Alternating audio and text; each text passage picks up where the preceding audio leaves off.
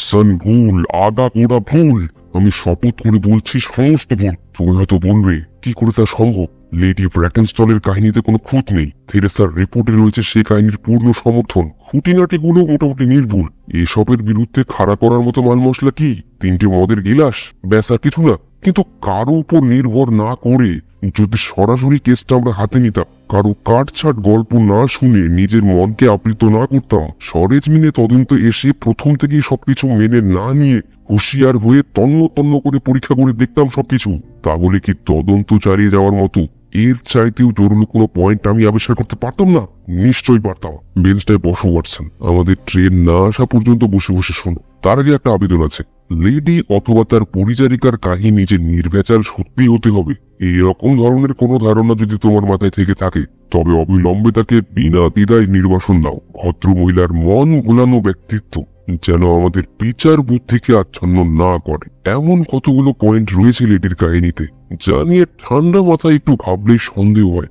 মাত্র 3-15 আগে সিডনহ্যামে বেশ বড় রকমের একটা কাণ্ড করে এসেছে র্যান্ডেল বাহিনী। এদের কীর্তিকলাপের বিবরণ আর দৈহিক বর্ণনা কাগজে বেরিয়েছিল। কাজে কেউ যদি মন গড়া গল্পের মধ্যে ওই চোরদের দিয়ে কোনো দৃশ্য অভিনীত করতে চায়, তাহলে সহজেই এরা এসে পড়বে সেই সব চরিত্র। কিন্তু আসলে কি হয় জানো? চোরেরা যদি বেশ কিছুদিন নাকে তেল দিয়ে ঘুমানোর মতো মোটা তাও মারতে পারে, তাহলে নতুন কোনো বিপদের মধ্যে নাক না গলিয়ে নিশ্চিন্ত মনে চোরাই অর্থ নিজেদের ভোগে লাগিয়ে নিতে চায় পরম শান্তিতে। এইটাই তো নিয়ম। আবার দেখো, রাত গভীর হতে না হতেই এত সকাল সকাল তৎপর হয়ে ওঠাটা চোরেদের পক্ষে খুবই অস্বাভাবিক। স্ত্রী লোকের চেঁচানি বন্ধ করার জন্য ঘুষি মারাও চোরেদের পক্ষে অস্বাভাবিক। কেননা সবাই জানে চিৎকারটা তাতেই বরং বেশি হওয়া স্বাভাবিক। খুন করাও তাদের পক্ষে অস্বাভাবিক, বিশেষ করে ওরা যখন সংখ্যায় বেশি। একজনকে কাবু করে ফেলা এমন কিছু কঠিন নয় 3-3টে পুরুষের পক্ষে।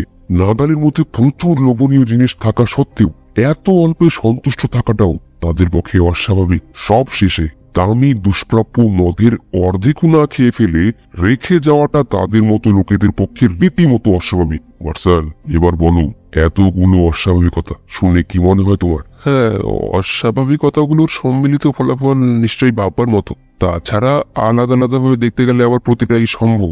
সবচেয়ে অস্বাভাবিক ব্যাপার অন্তত আমার কাছে যা মনে হয় তা হলো ভদ্রমহিলাকে চেয়ারের সঙ্গে বেঁধে রেখে যাওয়া। এর সম্পর্কে অবশ্য আমি নিশ্চিত নই ওয়াটসন। কেননা দুটো পথ খোলা ছিল দুর্বৃত্তদের সামনে। হয় ওকে খতম করে দেওয়া, না হয় এমন ভাবে বেঁধে রেখে যাওয়া যাতে ওদের অন্তর্ধানের সঙ্গে সঙ্গে উনি শোরগোল তুলতে না পারেন। সে যাই হোক, লেডি ব্র্যাকেনস্টলের কাহিনীতে কোথাও না কোথাও অবিশ্বাসের একটা কণিকা যে লুকিয়ে আছে তা আমি দেখতে পেয়েছি, তা নয় কি? আর এখন এ সব কিছুর উপরে আসছে 3টে মদের গ্লাসের রহস্য। মদের গিলাসের রহস্য? মনের চোখ দিয়ে গিলাসগুলোকে দেখতে পাচ্ছ তো? হ্যাঁ, ছবির মতো। লেডি ব্র্যাকেনস্টল বলেছেন গিলাসগুলো নিয়ে মদ খেয়েছে 3জন পুরুষ। জবানবন্দির এই অংশটুকুর সম্ভাব্যতা সম্বন্ধে তোমার মনে কি কোনো খটকা যাচ্ছে? সম্ভবই বা নয় কেন শুনি? প্রত্যেকটা গিলাসই তো মদ ছিল। মোটেই না, স্বরে ভর্তি ছিল বোতলটা। কাজেই প্রথম দুটো গিলাসে কোনো স্বর পড়ল না, কিন্তু তৃতীয়টায় পড়লো প্রচুর পরিমাণে। এরকম উদ্ভট ধারণা মনে আনতে কষ্ট হয়। মাত্র দুটো ব্যাখ্যা আছে রহস্যের। একটা হলো দ্বিতীয় গিলাসটা ভরবার পর বেশ জোরে চাকিয়ে নেওয়া হয়েছিল বোতলটা, তাই স্বরগুলো পড়েছে শেষের গিলাসে। কিন্তু এ সম্ভাবনা কষ্টকল্পিত এবং মোটেই সম্ভব বলে মনে হয় না। না না না না না ওয়াটসন, আমার অনুমানই সত্য, কোনো ভুল নেই তাতে। তোমার কি অনুমান শুনি? মদ খাওয়া হয়েছে মাত্র 2টি গিলাস থেকে। ঘটনাস্থলে যে 3জন হাজির ছিল এমনি একটা মিথ্যে ধারণা সৃষ্টি করার উদ্দেশ্যে 2টি গিলাসের তলানি ঢেলে দেওয়া হয়েছে তৃতীয় গিলাসে। তাহলে সমস্ত স্বর এসে পড়েছে শেষের গিলাসে, তাই নয় কি? হ্যাঁ তাই, আমার দৃঢ় বিশ্বাস তাই। কিন্তু এই ছোট্ট কিন্তু অদ্ভুত ব্যাপারটার সত্য ব্যাখ্যা যদি আবিষ্কার করতে পেরে থাকি, তাহলে কেসটা এক লাফে সাধারণ থেকে উঠে এসেছে রীতিমতো অসাধারণের পর্যায়ে। কেননা এসব কিছুর একমাত্র সহজ সরল ব্যাখ্যা হলো এই যে লেডি ব্র্যাকেনস্টল এবং তার পরিচারিকা থেরেসা স্বেচ্ছায় এবং উদ্দেশ্যমূলকভাবে সম্পূর্ণ মিথ্যের আশ্রয় নিয়ে একটা আশারে গল্প শুনিয়েছেন আমাদের, এবং এ গল্পের এক বড় বিশ্বাসযোগ্য নয়। আসল অপরাধীকে এভাবে আড়াল করে রাখার পেছনে নিশ্চয়ই বড় রকমের কোনো কারণ আছে ওদের। এ রহস্যের সন্তোষজনক মীমাংসায় পৌঁছতে হলে তাদের কোনো রকম সাহায্য না নিয়ে নিজেদেরই করে তুলতে হবে তদন্তের বুনিয়াদ। বর্তমানে এটাই হলো আমাদের একমাত্র কর্তব্য। পার্সন, আমাদের ট্রেন এসে গেছে। আমাদের আবার ফিরে আসতে দেখে অবাক হয়ে গেল অ্যাবি গ্র্যাঞ্জের অধিবাসীরা। কিন্তু শার্লক হোমস যখনই শুনল যে লেস্ট্রেট হেডকোয়ার্টারে গেছে তার রিপোর্ট পেশ করতে, সঙ্গে সঙ্গে কাল বিলম্ব না করে দখল করে বসলো খাওয়ার ঘরটা। ভেতর থেকে তালা এঁটে দিয়ে শুরু হলো ছাড়া 2 ঘন্টা ধরে অত্যন্ত সূক্ষ্ম আর শ্রমসাধ্য তদন্ত পর্ব। পূর্ব অভিজ্ঞতা থেকে জেনেছি ঠিক এমনি ধরনের মজবুত বুনিয়াদের উপর ধীরে ধীরে গড়ে ওঠে অবরোহ পদ্ধতি অনুসারে পাওয়া শার্লক হোমসের অতি উজ্জ্বল অনুমান ইমারত। জটিল বৈজ্ঞানিক তথ্য হাতে নাতে প্রমাণ করার সময় অনুগত ছাত্র যেমন অধ্যাপকের দিকে বিমুগ্ধ দৃষ্টিতে তাকিয়ে থাকে, আমিও ঘরের কোণে বসে নিঃশব্দে তার তাক লাগানো গবেষণার প্রতিটি ধাপ অনুসরণ করতে লাগলাম একাগ্র মনে। জানালা, পর্দা, কার্পেট, চেয়ার, দড়ি, পরপর প্রতিটি জিনিস খুঁটিয়ে খুঁটিয়ে পরীক্ষা করল হোমস। প্রতিবার পরীক্ষা শেষে তন্ময় হয়ে রইল চিন্তায়। মৃতদেহ সরিয়ে নেওয়া হয়েছিল ঘর থেকে, এছাড়া ঘরের আর কোনো জিনিস নাড়াচাড়া করা হয়নি। তারপর হঠাৎ আমাকে অবাক করে দিয়ে অতিকায় ম্যান্টেল পিস বেয়ে উপরে উঠতে লাগলো হোমস। উপরে ওঠার পরও মাথা থেকে বেশ খানিকটা উঁচুতে চলতে লাগলো লাল দড়ির এতটুকু একটা প্রান্তভাগ। তারের সঙ্গে তখনও দড়িটুকু লেগেছিল। বেশ কিছুক্ষণ নির্নিমেষে দড়িটির দিকে তাকিয়ে রইল হোমস। তারপর আরো কাছাকাছি যাওয়ার চেষ্টায় হাঁটু ঠেস দিল দেওয়াল থেকে বেরিয়ে আসা একটা কাঠের ব্র্যাকেটের উপর। ফলে হাতের নাগালের কয়েক ইঞ্চির মধ্যেই পৌঁছে গেল দড়ির ছেঁড়া টুকরোটা। কিন্তু শুধু দড়ি নয়, ব্র্যাকেটটাও ওর দৃষ্টি আকর্ষণ করেছে বলে মনে হলো। সব শেষে একটা পরিতৃপ্তির শব্দ শুনলাম ওর কণ্ঠে এবং পর মুহূর্তেই লাফিয়ে নেমে পড়ল হোমস মেঝের উপর। সব ঠিক আছে ওয়াটসন, হাতের মুঠো এনে ফেলেছি কেসটাকে। যতগুলো চমক লাগানো কেস আছে আমার সংগ্রহে, তাদের মধ্যে অন্যতম হবে অ্যাবি গ্র্যাঞ্জের রহস্য। কিন্তু কি মুশকিল বলো তো, আমার বুদ্ধি শুদ্ধি যে এত মন্থর হয়ে এসেছে কে জানতো। আর একটু হলেই তো মস্ত বড় ভুল করে ফেলেছিলাম আর কি। সারা জীবনেও সে ভুল শোধরানোর সুযোগ পেতাম না। কিন্তু এখন আর কোন রকম কুয়াশা নেই আমাদের চোখের সামনে। আর কয়েকটা হারিয়ে যাওয়া অংশ পেলেই সম্পূর্ণ হয়ে যাবে আমার যুক্তি, বিচার ও বক্তব্য। লোকগুলোর হদিশ পেলে? লোক ওয়াটসন, লোক মাত্র একজন, কিন্তু অতি ভয়ঙ্কর, সিংহের মতো শক্তিমান সে। দেখছো না এক আঘাতে কতখানি তুমড়ে গেছে লোহার ডান্ডাটা। মাথায় 6 ফুট 3 ইঞ্চি, কাঠ বিড়ালের মতো চটপটে, আঙুলের গাজও রীতিমতো পুটু।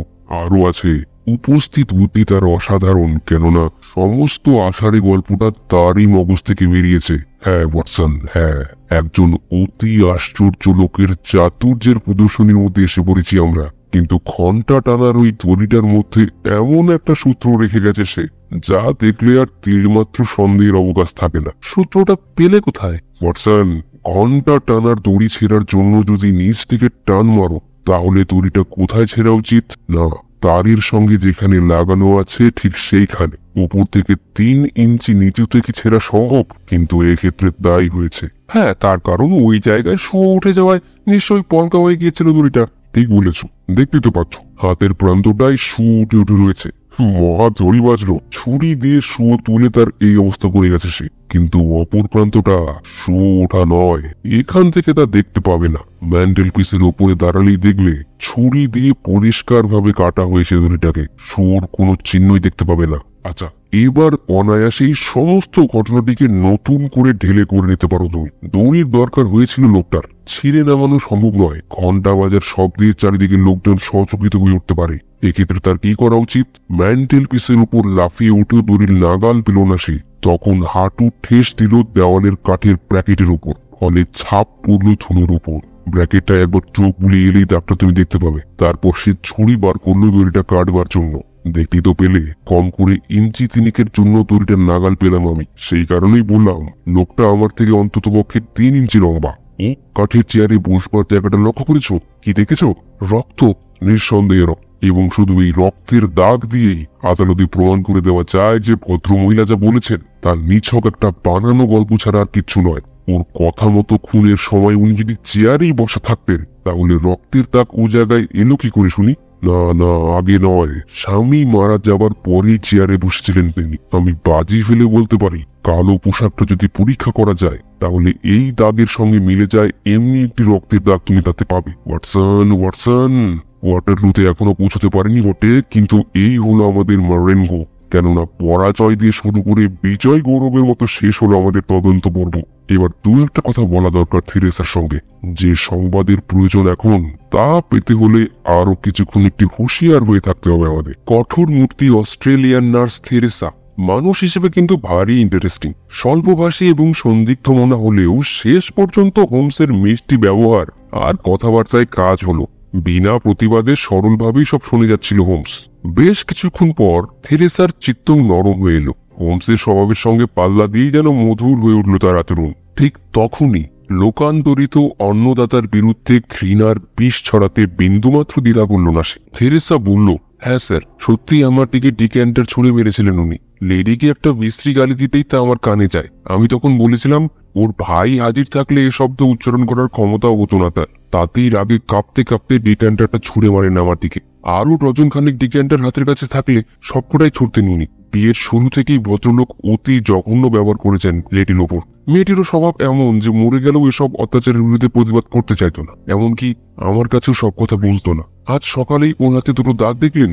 ও সম্বন্ধে আমায় কিছু বলেনিও, কিন্তু আমি জানি ও দাগ হয়েছে হ্যাট পিনের খোঁচায়। শয়তান কুকুর কোথাকার। মরে গেছে লোকটা, তাই তাকে এভাবে গালাগাল দেওয়ার জন্য ঈশ্বর আমায় ক্ষমা করুন। সারা দুনিয়ায় কিন্তু ওর মতো শয়তান আর দুটি দেখা গেছে কিনা সন্দেহ।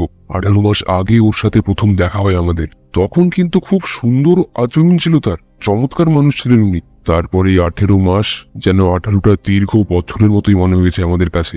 সবে লন্ডনে পৌঁছেছিল লেডি। হ্যাঁ, এই তার প্রথম সমুদ্রযাত্রা। বাড়ি থেকে আগে কখনো বেরোয়নি। খেতাব, টাকা আর লন্ডনের ভুয়ো আদব কায়দার চমক দেখিয়ে বেচারির চিত্ত জয় করে ফেললেন উনি। ভুল যদি সে করে থাকে তবে তার খেসারত সে দিয়েছে, বড় বেশি দিয়েছে। কোন স্ত্রীলোক এভাবে আর দিয়েছে কিনা জানি না। কোন মাসে ওর সঙ্গে দেখা হয়েছিল আমাদের? হ্যাঁ, এখানে পৌঁছানোর ঠিক পরেই জুন মাসে পৌঁছেছিলাম আমরা। দেখা হয়েছিল জুলাইয়ে। গত বছরের জানুয়ারিতে বিয়ে হয় ওদের। হ্যাঁ, শোকে এখনো ডুবে আছে ও। আপনারা গেলে তবুও দেখা করবে নিশ্চয়ই। কিন্তু একটা কথা, ওকে বেশি প্রশ্ন করবেন না। রক্ত মাংসের মানুষ তো, নির্যাতনও বড় কম যায়নি কাল রাত থেকে। কোচে আড় হয়ে শুয়েছিলেন লেডি ব্র্যাকেনস্টল। আগের থেকে বেশ সপ্রতিভ মনে হলো তাকে। চোখ মুখের ঔজ্জ্বল্য যেন খানিকটা ফিরে এসেছে। থেরেসা আমাদের সঙ্গে সঙ্গে ঢুকছিল। ভিনিগার আর জল দিয়ে আবার সে ধুইয়ে দিতে বসলো লেডির গাল ছিটে পড়া ফুলোটা। আমরা ঘরে ঢুকতেই বলে উঠলেন, আশা করি আবার জেরা করতে আসেননি? না, খুব নরম সুরে উত্তর দিল হোমস। আপনি যে পরিশ্রান্ত তা আমি জানি লেডি ব্র্যাকেনস্টল, তাই আপনাকে বিব্রত করার কোনো অভিপ্রায় নেই। আমি শুধু একটি জিনিস চাই, এবং তা হলো আপনি যাতে কোনো বিড়ম্বনায় না পড়েন। তাই সব জটিলতার জট খুলে ধরে সমস্ত ঘটনাকে সরল করে তুলে ধরায় আমার এত আগ্রহ। আমাকে বন্ধু হিসেবে নিন, আমাকে বিশ্বাস করুন। পরিণামে হয়তো দেখবেন সত্যিই আপনার আস্থাভাজন হতে পেরেছি আমি। করতে বলছেন আমাকে? যা সত্য তাই বলুন মিস্টার হোমস। লেডি ব্র্যাকেনস্টল, ওতে কোনো সুবিধা হবে না। আমার যত সামান্য নামযশের কিছু হয়তো শুনে থাকবেন। এই সামান্য ক্ষমতার সবটুকুই আমি প্রমাণ করে দেব। যে কাহিনী আপনি আমাদের শুনিয়েছেন তা আগা গোড়া বানানো। বিবর্ণ মুখে এবং ভয়ার্থ দৃষ্টি মেলে লেডি ব্র্যাকেনস্টল এবং থেরেসা দুজনেই ফ্যাল ফ্যাল করে তাকিয়েছিলেন হোমসের দিকে। তারপরেই চেঁচিয়ে উঠে থেরেসা, আপনার ধৃষ্টতা তো কম দেখছি না। আপনি কি বলতে চান? লেডি মিথ্যে কথা বলছে? চেয়ার ছেড়ে উঠে দাঁড়ালো হোমস। কিছু বলার নেই আপনার? সবই তো বলেছি আপনাকে। আর একবার ভাবুন লেডি ব্র্যাকেনস্টল, অকপটে সমস্ত খুলে বললে ভালো হতো নাকি? মুহূর্তের দ্বিধার ছায়া ডলে ওঠে লেডির ছবির মতো সুন্দর মুখে। পরক্ষণেই তার চাইতেও এক গভীর চিন্তায় আচ্ছন্ন হয়ে যায় তা। মুখোশের মতোই স্থির হয়ে আসে মুখের প্রতিটি রেখা। বললেন, যা জানি সবই বলেছি আপনাকে। টুপি তুলে নিল হোমস। কাঁধ ঝাঁকিয়ে বলল, আমি দুঃখিত। আর দ্বিতীয় শব্দটি উচ্চারণ না করে ঘর ছেড়ে বেরিয়ে এলো বাড়ির বাইরে। পার্কে একটা পুকুর দেখেছিলাম। হোমস এই পুকুরটার দিকেই নিয়ে গেল আমায়। উপরের জল জমে বরফ হয়ে গেছে, তবু একটা মাত্র ছিদ্র দেখলাম তার মাঝে, ঠিক যেন একটা রাজহাঁস ডুব দিয়েছে বরফের স্তর ভেদ করে। ছিদ্রটির উপর একবার চোখ বুলিয়ে নিল হোমস। তারপর গেল বাড়ির ফটকে। সেখানে দাঁড়িয়ে স্ট্যানলি হপকিন্সের জন্য একটা ছোট চিরকুট লিখে বৃত্ত পাহারাদারকে দিয়ে বেরিয়ে পড়ল সে। চলতে চলতে বলল, অন্ধকারে ঢিল ছুড়লাম ওয়াটসন, লাগলেও লেগে যেতে পারে। কিন্তু বন্ধুবর হপকিন্সের জন্য তো কিছু করা দরকার, বিশেষ করে দ্বিতীয়বার ঘটনাস্থল পরিদর্শনের পর।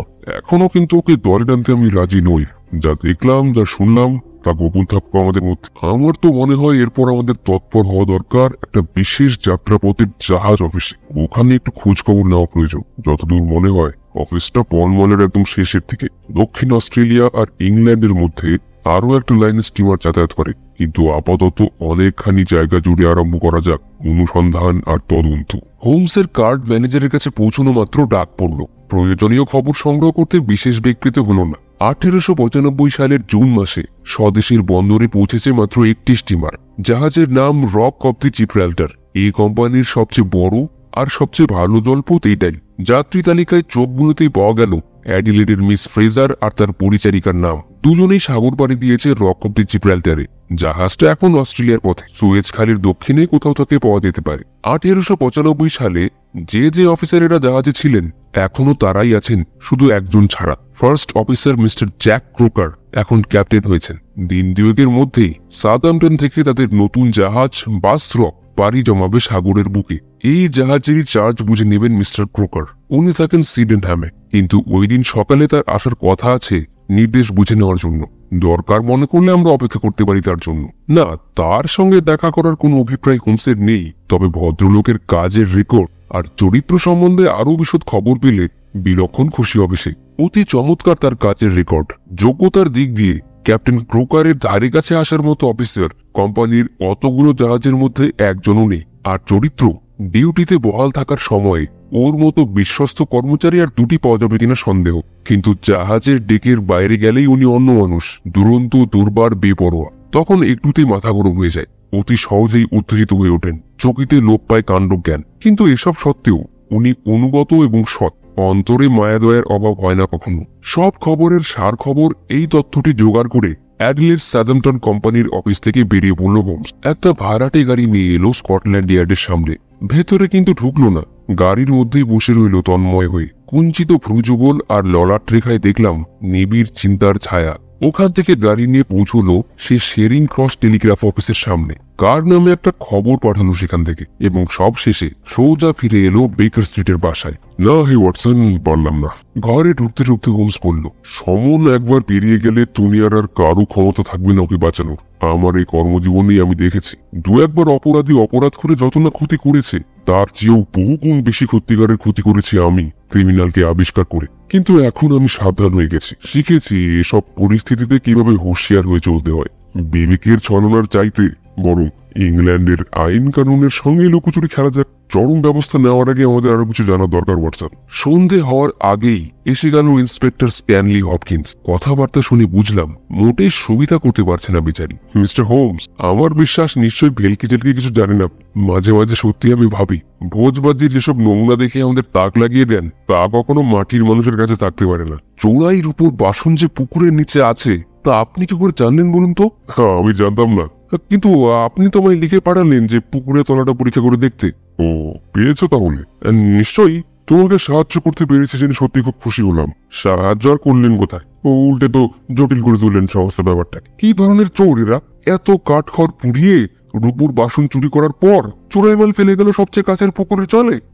বাস্তবে কি বড় উৎকট কাণ্ড। দেখে শুনে এদের মাথা পাগলের দল ছাড়ার কিছু মনে হয় না। তবে আমি ভাবছিলাম অন্য কথা।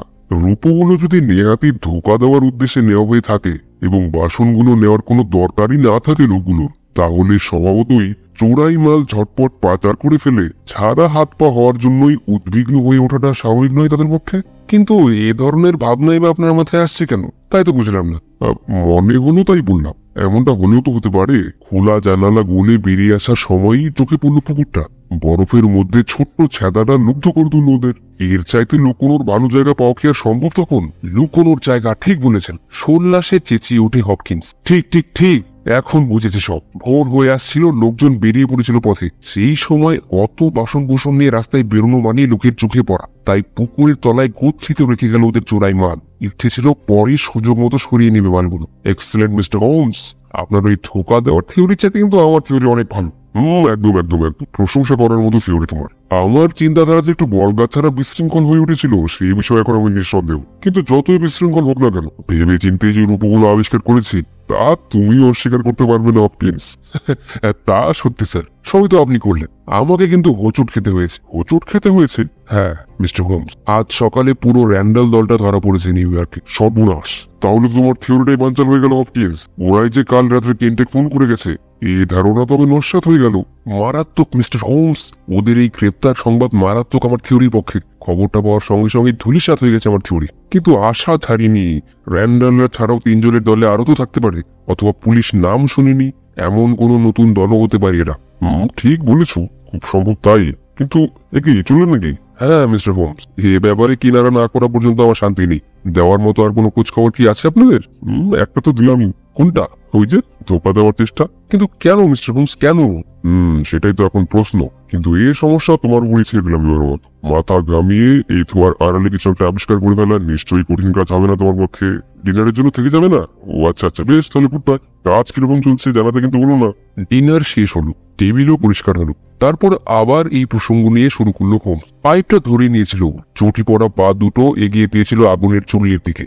আগুনের মিষ্টি তাতের আমিষটুকু মন প্রাণ দিয়ে আমি উপভোগ করছিলাম। হঠাৎ ঘড়ির দিকে তাকালো। ওয়াটসন, নতুন কিছুর আশা করছি আমি। কখন? এক্ষুনি, কয়েক মিনিটের মধ্যেই। কি ভাবছো, স্ট্যানলি অফিসের সঙ্গে বড় খারাপ ব্যবহার করলাম?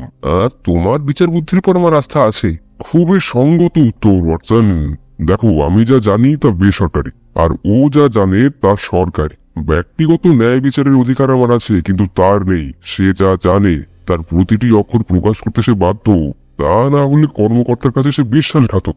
এ ধরনের দ্বিধাযুক্ত ব্যাপারে তাকে আমি অযথা কষ্ট দিতে চাই না। তাই কেসটা সম্পর্কে আমার নিজের মন পরিষ্কার না হওয়া পর্যন্ত আমার তথ্য আমার কাছেই রেখে দিতে চাই। কিন্তু কতক্ষণ? কেসটা পরিষ্কার হবে কখন? সময় হয়ে গেছে। ছোটখাটো কিন্তু আশ্চর্য একটা নাটকের দৃশ্যে এবার তোমায় হাজির থাকতে হবে ওয়াটসন। সিঁড়ির ওপর কিসের আওয়াজ শুনলাম। তারপরেই দরজা খুলে ধরলেন মিসেস হাডসন, এবং খোলা দরজার ভিতর দিয়ে যিনি ঢুকলেন তার মতো ব্যক্তিত্বময় নিখুঁত পৌরুষ ব্যঞ্জক মূর্তি এ ঘরের চৌকাঠে আর কোনদিন বেরোয়নি। ভদ্রলোকের চেহারা বেজায় লম্বা, বয়সে যুবক, সোনালী রঙের গোঁফ, নীল রঙের চোখ। নিরক্ষীয় অঞ্চলের কড়া রোদে গায়ের রং তামাটি হয়ে গেছে। হালকা পায়ে লাফিয়ে লাফিয়ে চলার ধরন দেখলেই বোঝা যায় অত বড় দেহটা শুধু বলশালী নয়, রীতিমতো ক্ষিপ্র। ঘরে ঢুকে প্রথমেই তিনি দরজাটা বন্ধ করে দিলেন। তারপর ফিরে দাঁড়ালেন আমাদের দিকে। মুষ্টিবদ্ধ দুই হাত আর ঘন নিঃশ্বাসে উথাল পাথাল বুক দেখে মনে হলো যে কোনো এক প্রবল আবেগ অভিভূত করে ফেলার চেষ্টা করছে ওকে। কিন্তু উনি তা দাবিয়ে রেখেছেন প্রাণপণ শক্তিতে। বসুন ক্যাপ্টেন ক্রোকার, আমার টেলিগ্রাম পেয়েছেন? হাতলওয়ালা একটা চেয়ারে ধপ করে বসে পড়লেন ক্যাপ্টেন ক্রোকার। তারপর জিজ্ঞাসু চোখে তাকালেন আমাদের দুজনের দিকে। টেলিগ্রাম পেয়েছি। যে সময় আসতে বলেছিলেন সেই সময় এসেছি। শুনলাম অফিসেও গিয়েছিলেন আপনি। দেখছি রেহাই নেই আপনাদের হাত থেকে। খারাপ খবর যদি কিছু থাকে তো বলুন, সব শুনছি আমি। কি করতে চান আপনি আমায় নিয়ে? গ্রেপ্তার? বলুন বলুন। চুপচাপ বসে আপনি যে আমার সঙ্গে ইঁদুর বেরেলের খেলা খেলবেন তা আমি হতে দেবো না। হোমস বলল, ওকে একটা সিগার দাও ওয়াটসন। কামড়ে নিন ক্যাপ্টেন ক্রোকার। নার্ভাস হয়ে যাবেন না। একটা কথা শুনে রাখুন, আপনাকে যদি সাধারণ ক্রিমিনাল বলে ভাবতাম তাহলে একসঙ্গে বসে কখনো ধূমপান করতাম না। খোলাখুলি কথা বলুন, আপনার ভালোই করব। চালাকি করতে গেলেই সব শেষ করে ফেলবো। কি করতে বলছেন আমাকে? সত্যি বলতে বলছি। গত রাতে অ্যাবি গ্র্যান্ডে যা যা ঘটেছে তার অবিকল বিবরণ শোনাতে বলছি। মনে রাখবেন, যা বলবেন তা সত্য হওয়া চাই। এক অক্ষর নড়বড় হলে চলবে না। একটা শব্দ জুড়তে পারবেন না, বাদও দিতে পারবেন না। এই ব্যাপারে আমি এত বেশি জেনে ফেলেছি যে আপনি যদি সোজা পথ ছেড়ে 1 ইঞ্চিও বেঁকে যান তাহলেই জানালার সামনে দাঁড়িয়ে বাজাবো এই পুলিশের হুইসেল। মুহূর্তের জন্য চিন্তা করলেন ক্যাপ্টেন। তারপরে রোদে পোড়া ভারী হাতে সশব্দে চড়ে পায়ের উপর একটা ঘুষি মেরে চেঁচিয়ে উঠলেন জোর গলায়, দেখা যাক কপাল টুকে। আশা করি আপনার কথার দাম আছে। তার উপরে আপনি সাদা চামড়ার মানুষ। সমস্ত কাহিনীটা আপনাকে বলছি আমি, কিন্তু তার আগে একটা কথা বলে রাখি। কথাটা আমার প্রসঙ্গে, আর নিজের সম্বন্ধে আমি বিন্দুমাত্র চিন্তা করি না, কারো পরোয়া করি না। কৃতকর্মের জন্য তিলমাত্র অনুশোচনা নেই আমার। যা করেছি তার জন্য আমি গর্বিত। সুযোগ পেলে আবার তা করতে মুহূর্তের জন্য কুণ্ঠাবোধ করবো না আমি। অভিসম্পাদ 3, ওই জানোয়ারটাকে বিড়ালের মতো মরেও যদি সে না মরে তবে প্রতিবার ওকে নিকেশ করতে পেছপা হব না আমি। আমার কিন্তু যত ভাবনা লেডির জন্য। Mary Fraser. ওর এই অভিশপ্ত নাম ধরে কোনোদিনই ওকে আমি ডাকবো না, অথচ ওই মিষ্টি মুখে এক টুকরো হাসি ফুটিয়ে তোলার জন্য প্রাণ পর্যন্ত দিতে পারি। তাই যখনই ভাবি কতগুলো অবাঞ্ছিত ঝামেলায় জড়িয়ে পড়তে চলেছেও বুক ভেঙে যায় আমার। মাথা ঠিক রাখতে পারি না। কিন্তু এছাড়া কি বা করার ছিল আমার? আগে আপনাদের শোনাই আমার কাহিনী। সব শোনার পর আপনারাই বলবেন এর চাইতে নির্দোষ আর কিছু করণীয় আমার ছিল কিনা। একটু পিছিয়ে যেতে হবে আমায়। আপনি তো সবই জানেন বলেই মনে হচ্ছে। ওর সঙ্গে আমার প্রথম দেখা হয় রক অফ জিব্রাল্টারে। আশা করি এ খবরও রাখেন। সে জাহাজে মেরি ছিল প্যাসেঞ্জার আর আমি ফার্স্ট অফিসার। প্রথম আলাপেই ভালোবেসেছিলাম। সেই দিনটি থেকে আমার মনের আকাশ জুড়ে ওকে ছাড়ার কোনো নারীকে আমি দেখিনি। ঢেউয়ের তালে দুলতে দুলতে প্রতিদিন তাকে দেখেছি। যতবার দেখেছি ততবারই যেন আরো গভীরভাবে ভালোবেসেছি। তার ফুল কোমল চরণ ডেকের চেয়ে অংশ মারিয়ে যেত দিনের আলোয়। রাতের অন্ধকারে ডিউটিতে থাকার সময় কতবার হাঁটু গেড়ে চুম্বন করেছি টেকের সেসব সব বিশেষ অংশ। বিয়ের প্রসঙ্গ কোনোদিনই ওঠেনি। পুরুষ হিসেবে নারীর কাছ থেকে যেরকমটি মার্জিত ব্যবহার আশা করা যায় তার কাছ থেকে তাই পেয়েছিলাম। এই সম্পর্কে কোনো অভিযোগ নেই আমার। প্রেম ছিল শুধু আমার দিকেই, আর তার দিকে ছিল শুধু নিকষিত নির্মল বন্ধুত্ব আর মধুর সহচর্য। ছাড়াছাড়ি হয়ে যাওয়ার পর আগের মতোই রইল স্বাধীন, বন্ধনহীন। আমি কিন্তু পারলাম না মনের দিগন্তকে মুক্তির রঙে রাঙিয়ে নিতে। পরের বার সাগর থেকে ফিরে আসার পর পেলাম তার বিয়ের সংবাদ। মনের মতো মানুষকে বিয়ে করেছে সে, আর কেনই বা করবে না? তার মতো মেয়েকে বয়ে নিয়ে যাওয়ার পক্ষে উপাধি আর অর্থের চাইতে শ্রেষ্ঠতর বাহন কি আর আছে?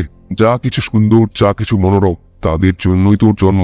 তাই ওর বিয়ের খবর শুনে অযথা কষ্ট দিলাম না মনকে। ওরকম স্বার্থপর আমি নই। সৌভাগ্যের রুদ্ধ দোয়ার খুলে গেছে ওর জীবনে, তাই তো সে কপরদক্ষিণ নাবিকের জীবনে জড়িয়ে নিজের ভবিষ্যৎ নষ্ট করেনি। এইসব ভেবে আনন্দে ভরে উঠল আমার অন্তর। এমনিভাবেই ভালোবেসেছিলাম আমি মেরি ফ্রেজারকে। তার সঙ্গে যে আবার দেখা হবে তা কিন্তু ভাবিনি। গতবার সাগর পাড়ি দেওয়ার পর পদ্মনদী হলো আমার। নতুন জাহাজ তখনও পর্যন্ত না পৌঁছানোয় সিডেনামে আমার এক আত্মীয় স্বজনের কাছে কয়েক মাসের জন্য রইলাম আমি। একদিন একটা গলির মধ্যে দেখা হয়ে গেল মেরির বুড়ি পরিচারিকা থেরেসার সঙ্গে।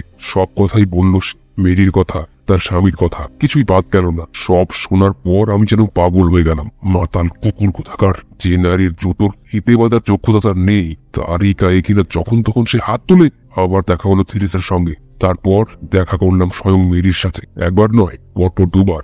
অবশ্য তারপর আর দেখা করতে চাইল না মেরি। সেদিন নোটিশ পেলাম কোম্পানি। সপ্তাহখানেকের মধ্যে আবার পাড়ি দিতে হবে সাগরের বুকে। নোটিশ পেয়ে প্রতিজ্ঞা করলাম যেন তেন প্রকারণ রওনা হওয়ার আগে তাকে অন্তত একবার দেখে যেতে হবে। প্রথম থেকেই থেরেসার সঙ্গে আমার সদ্ভাব। মেয়েটিকেও ভালোবাসত, আর আমার মতোই মনে প্রাণে ঘৃণা করতো ওই পিশাচটাকে। বাড়িতে কোথায় কি আছে জেনেছিলাম ওরই মুখে। নিচের তলায় ছোট্ট ঘরটায় বসে পড়াশোনা করতো মেরি। গত রাতে গুড়ি মেরে গিয়ে আঁচড় কাটলাম জানলায়। প্রথমে তো জানলাই খুলতে চাইল না ও, কিন্তু আমি জানতাম মুখে যাই বলুক না কেন অন্তরে সে সত্যি ভালোবাসতে শুরু করেছিল আমাকে। তাই ওই তুষার ঝরা রাতে আমাকে বাইরে দাঁড় করিয়ে রাখা তার পক্ষে সম্ভব ছিল না। ফিস করে আমাকে সামনের বড় জানালাটা নিচে আসতে বলল। জানালা খোলা পেয়ে ঢুকলাম খাবার ঘরে। আবার ওর মুখে শুনলাম সেই কাহিনী। আবার ফুটে উঠল আমার রক্ত। যে পশু আমার প্রিয়তমা নারীর সঙ্গে এত দুর্ব্যবহার করে চলেছে তার বিরুদ্ধে সাপান্ত বর্ষণ করলাম প্রচুর। জানালার সামনেই দাঁড়িয়েছিলাম দুজনে। ঈশ্বর সাক্ষী আছেন, কোন রকম অশোভন আচরণ আমরা করিনি। ঠিক এমন সময়ে উন্মত্তের মতো তীর বেগে ঘরে ঢুকলো ওর স্বামী। ঢুকেই এমন একটা কুৎসিত গালি দিল মেরিকে যা শুনলেও কানে আঙুল দিতে হয়। বড় মুহূর্তে হাতের লাঠিটা দিয়ে সজোরে এক ঘা বসিয়ে দিল মুখের ওপর। এক লাফে চুল্লির সামনে গিয়ে তুলে নিলাম চুল্লি খোঁচাবার লোহার ডান্ডাটা। শুরু হলো দ্বন্দ্বযুদ্ধ। হাতটা দেখুন, এইখানে আমায় প্রথম চোট দেয়। আর পর গেল আমার পালা। ডান্ডাটা মনে হলো যেন পচা লাউয়ের মতো বসে গেল। ভাবছেন বুঝি আমি দুঃখিত? না মশাই, না। মরণ বাচন যুদ্ধ যখন দুজনের একজনকে মরতেই হতো। কিন্তু তার চেয়েও বড় কথা কি জানেন? এই মরণ বাচন শুধু আমাদের দুজনের জন্য নয়, ওদের দুজনের বেলাতেও প্রযোজ্য। কেননা ওই উন্মাদ লোকটার খপ্পরে মেয়েটিকে ফেলে আসা তখন আমার পক্ষে সম্ভব ছিল না। তাই ওকে খুন করেছি আমি। ভুল করেছি আমি। এরকম পরিস্থিতিতে আপনাদের দুজনের একজনও যদি থাকতেন তাহলে কি এছাড়া আর কোনো কাজ করতে পারতেন আপনারা? ছড়ি দিয়ে মারার সময় আর তো চিৎকার করে উঠেছিল মেরি। তাই শুনেই ওপরের ঘর থেকে বুড়ি থেরেসা নেমে এসেছিল। এক বোতল মদ ছিল সাইড বোর্ডে। বোতল খুলে একটু ঢেলে দিলাম মেরির ঠোঁটে। শখ পেয়ে বেচারা আধমরা হয়ে গিয়েছিল। নিজেও এক ঢোক খেলাম। থেরেসা কিন্তু আগাগোড়া বরফের মতো ঠান্ডা। প্লটটা শুধু আমার নয়, তারও বটে। ঠিক করলাম এমন ভাবে দৃশ্যটাকে সাজিয়ে রাখতে হবে যাতে দেখলে মনে হয় একদল চোরের কাজ। গল্পটা বারবার মেরিকে শোনাতে লাগলো থেরেসা। ইতিমধ্যে আমি ফায়ার প্লেসের উপর উঠে দড়িটা কেটে নামিয়ে আনলাম। তারপর ওকে চেয়ারের সঙ্গে বেঁধে ফেলে দড়ির কাটা দিকটায় বার করে দিলাম ছুরি দিয়ে। এ না করলে ছুরি দিয়ে কাটা দড়ি দেখলেই টনক নড়তো পুলিশের। তারপর চড় পড়লাম কতগুলো রূপোর বাসন। লোকে দেখলে যেন ভাবে নিছক চুরি করতে এসেছিল খুনিরা। তারপর বেরিয়ে পড়লাম। যাওয়ার আগে নির্দেশ দিয়ে গেলাম মিনিট 15 বাদে যেন শোরগোল তুলে তারা। ততক্ষণে নাগালের বাইরে চলে যাব আমি। রূপোর বাসনগুলো জলে ফেলে দিয়ে রওনা হলাম সিডেনহ্যামের দিকে। মনে আমার এতটুকু গ্লানি ছিল না, শুধু অনাবিল আনন্দ। জীবনের অন্তত একটা রাতকে সত্যিকারের সৎ কাজ দিয়ে ভরে তুলতে পেরেছি আমি। মিস্টার হোমস সত্য শুনতে চেয়েছিলেন, সত্যই বললাম। এক বর্ণ মিথ্যে নেই, খাদ নেই, অতিরঞ্জন নেই। জানি না এ সত্যের মূল্য আমার করদান দিয়ে দিতে হবে কিনা। কপালে যাই থাকুক, অকপটে সবই বললাম আপনাকে। কিছুক্ষণ নীরবে ধূমপান করলো হোমস। তারপর উঠে দাঁড়ালো। তারপর গিয়ে করমর্দন করলো ক্যাপ্টেন ক্রোকারের সাথে। বলল, এইরকমটাই ভেবেছিলাম আমি। জান, আপনার কাহিনীর প্রতিটি বর্ণ সত্য। কেননা আমি যা জানি না সেরকম কোনো কথা আপনি বিশেষ কিছু বলেন। ব্যায়ামবিদ বা নাবিক ছাড়া ব্র্যাকেটের উপর উঠে ঘন্টার যে দড়িতে গেট দেখেছি আমি, সেই গেটও নাবিক ছাড়া আর কারো পক্ষে রপ্ত করা সম্ভব না। জীবনে একবারই নাবিকদের সংস্পর্শে এসেছিলেন লেডি ব্র্যাকেনস্টল, এবং তার সাগর পাড়ি দেওয়ার সময়। জীবনের যে স্তরে উনি মানুষ, এই নাবিকটিও সেই স্তরের। খুনিকে আড়াল করার ওর প্রয়াস থেকেই জেনেছি এই তথ্য। আরও জেনেছি তাকে উনি ভালোবাসে। সঠিক সূত্র ধরে তদন্ত করতে শুরু করতে পেরেছিলাম বলেই এত সহজে আপনার নাগাল পেয়েছি ক্যাপ্টেন। আর আমি ভেবেছিলাম পুলিশ কোনোদিনই আমাদের ফাঁকি ধরে উঠতে পারবে না, এবং পারেও নি। আমার যতদূর বিশ্বাস পারবেও না। ক্যাপ্টেন ক্রুকার, ব্যাপারটা খুবই গুরুত্বপূর্ণ। একটা বিষয় আপনার সামনে স্বীকার করছি আমি, চরম আক্রমণের সম্মুখীন হলে যে কোনো পুরুষের পক্ষে যা যা করা স্বাভাবিক আপনিও তাই করেছেন। নিজের জীবন বাঁচাতে গিয়ে আপনি যা করেছেন তা যে আইনানুগ নয় এমন রায়ও কেউ দেবে বলে আমার মনে হয় না। যাই হোক, এ নিয়ে মাথা খাওয়াবে ব্রিটিশ জুরিরা। ইতিমধ্যে আমি শুধু এটুকুই বলতে পারি, আপনার উপর সহানুভূতি এতই গভীর যে আপনি যদি আগামী 24 ঘন্টার মধ্যে অদৃশ্য হয়ে যেতে পারেন, তাহলে আপনার পিছু আমি ধাওয়া করবো না। আর তারপরে কি সব প্রকাশ পাবে? নিশ্চয়ই সবই প্রকাশ পাবে। রাগে রক্তিম হয়ে ওঠেন ক্যাপ্টেন। এ কি ধরনের প্রস্তাব মিস্টার হোমস? এ প্রস্তাব কি কোনো পুরুষের কাছে করা চলে? আইন আমি যতটুকু জানি তাতে অন্তত এটুকু বুঝি যে বিচার চলার সময় মেরিকেও দুষ্কর্মের সঙ্গিনী হিসেবে গণ্য করা হবে। আপনি কি ভাবেন তাকে এই বিষম বিপদের মধ্যে একলা ফেলে রেখে আমি বেমালুম গা ঢাকে দিয়ে মজা দেখবো আড়াল থেকে? ওরা যা করতে চায় আমাকে নিয়ে করুক, কিন্তু ঈশ্বরের দোহাই মিস্টার হোমস, এমন একটা উপায় পাতলান যাতে যাতে বেচারি মেরিকে আদালতে যাতাকলে না পড়তে হয়। দ্বিতীয়বার ক্যাপ্টেনের দিকে হাত বাড়িয়ে দিল হোমস। যাচাই করে দেখছিলাম আপনাকে ক্যাপ্টেন ক্রুকার, প্রতিবারই দেখছি আপনি নিখাত সোনা